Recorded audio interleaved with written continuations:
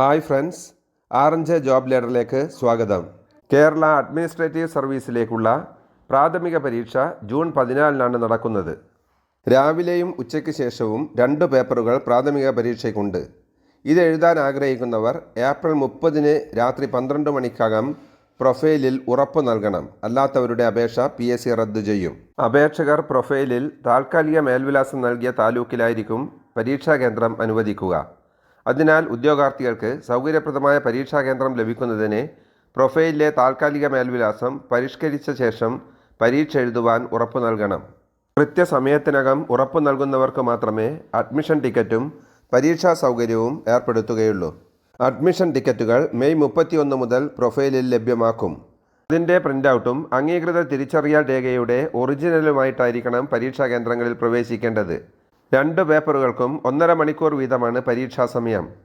100 mark വീതമുള്ള OMR പരീക്ഷയാണ് നടത്തുക. പരീക്ഷ എഴുതുവാൻ ഉറപ്പ് നൽകുമ്പോൾ തന്നെ ചോദ്യപേപ്പർ ഏതു ഭാഷയിലാണ് വേണ്ടത് എന്ന് തിരഞ്ഞെടുക്കാം. ഇത് പിന്നീട് മാറ്റുന്നതല്ല.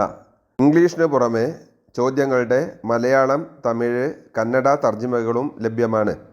Thank you.